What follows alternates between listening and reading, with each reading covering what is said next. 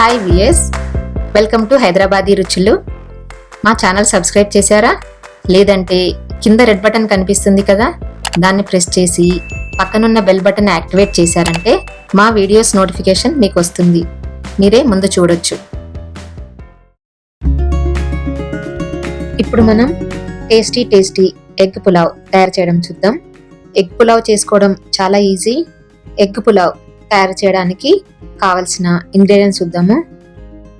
Basmati rice 2 cups, ఉడికించిన eggs 5, ఉల్లిపాయలు 1.5 cup పొడవుగా కట్ చేసి పెట్టుకోవాలి, పచ్చిమిర్చి 3 పొడవుగా కట్ చేసి పెట్టుకోవాలి, పుదీనా 1/2 కప్, కొత్తిమీర 1/2 cup, whole garam masala, tomato ముక్కలు 2 టమాటాలని ముక్కలుగా కట్ చేసి పెట్టుకున్నాను, సాల్ట్ 1.5 టీ స్పూన్ లేదా టేస్ట్ తగినంత, కారం 1.5 టీ స్పూన్, ధనియాల పొడి 1 టీ స్పూన్, జీలకర్ర పొడి 1/2 teaspoon, garam masala 1/2 teaspoon, అల్లం వెల్లుల్లి పేస్ట్ 2 టీ స్పూన్స్, పసుపు 1 టీ స్పూన్. ముందుగా బాస్మతి రైస్ని కడిగి నానబెట్టి పెట్టుకోవాలి.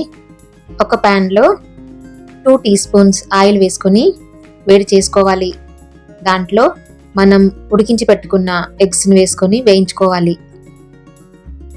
ఎగ్స్ ఇలా బ్రౌన్ కలర్లో వేగిన తర్వాత 1/2 టీ స్పూన్ పసుపు, 1/2 టీ స్పూన్ కారం పొడి, 1/2 టీ స్పూన్ సాల్ట్ వేసుకొని కలుపుకోవాలి. ఈ ఉప్పు కారం అంతా ఎగ్స్కి బాగా పట్టేటట్టుగా బాగా వేయించుకోవాలి. ఈ ఎగ్స్ బాగా వేగిన తర్వాత ఒక ప్లేట్లోకి తీసి పెట్టుకోవాలి. ఎగ్స్ ప్రిపేర్ అయిపోయాయి కదా, ఇప్పుడు రైస్ ప్రిపేర్ చేసుకుందాము. ఒక బౌల్లో 2 టేబుల్ స్పూన్స్ నెయ్యి వేసుకోవాలి. నెయ్యి వేడెక్కిన తర్వాత 2 బిర్యానీ ఆకులు, లవంగాలు 5, 3-4 చిన్న ముక్కలు దాల్చిన చెక్క, 4 ఇలాచి, 1/2 టీ స్పూన్ సాజీరా వేసుకొని కలుపుకోవాలి. ఈ గరం మసాలా కొంచెం సేపు వేగిన తర్వాత పొడవుగా కట్ చేసి పెట్టుకున్న ఉల్లిపాయలను వేసుకొని వేయించుకోవాలి. ఉల్లిపాయల్ని బాగా వేగనివ్వాలి. ఉల్లిపాయలు లైట్గా కలర్ మారుతున్నప్పుడు పచ్చిమిర్చి వేసుకొని వేయించుకోవాలి.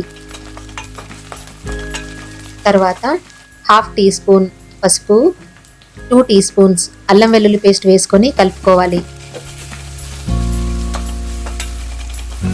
అల్లం వెల్లుల్లి పేస్ట్ 1 నిమిషం వేగనిచ్చి ముక్కలుగా కట్ చేసి పెట్టుకున్న టమాటాలని వేసుకోవాలి. టమాటాలు బాగా సాఫ్ట్గా అయ్యే వరకు వేయించుకోవాలి. మూత పెట్టుకొని వేయించుకుందాము. టమాటాలు బాగా సాఫ్ట్గా అయిన తర్వాత 1/2 కప్ పుదీనా, 1/2 కప్ కొత్తిమీర వేసుకొని కలుపుకోవాలి. 2 నిమిషాల తర్వాత 1.5 టీ స్పూన్ కారం పొడి, కారం మనకు కావాల్సినంత వేసుకోవచ్చు, కావాలనుకుంటే ఇంక కొంచెం ఎక్కువ కూడా వేసుకోవచ్చు. 1.5 టీ స్పూన్ సాల్ట్ లేదా టేస్ట్కు తగినంత, 1 టీ స్పూన్ ధనియాల పొడి, 1/2 టీ స్పూన్ జీలకర్ర పొడి వేసుకొని కలుపుకోవాలి.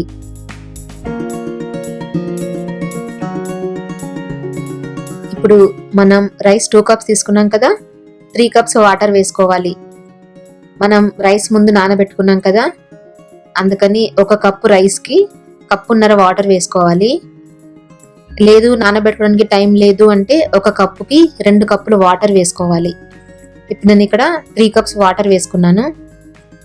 టేస్ట్ సరి చూసుకోవచ్చు.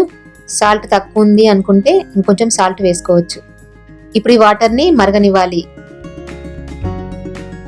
వాటర్ మరుగుతున్నాయి కదా, మనం ముందుగా నానబెట్టి పెట్టుకున్న రైస్ని వాటర్ తీసేసి ఇందులో వేసుకోవాలి.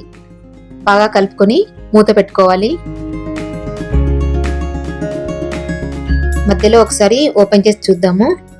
కొన్ని వాటర్ కనిపిస్తున్నాయి కదా, నెమ్మదిగా కలుపుకొని మళ్ళీ మూత పెట్టుకోవాలి. ఈ రైస్ని ఎక్కువగా కలపకూడదు, ఎందుకంటే రైస్ విరిగిపోతుంది.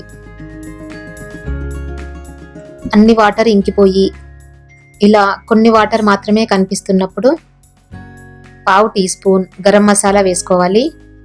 మనం ఇందాక ప్రిపేర్ చేసి పెట్టుకున్నాం కదా ఎగ్స్ని, ఆ ఎగ్స్ని ఇందులో వేసుకొని కలుపుకోవాలి.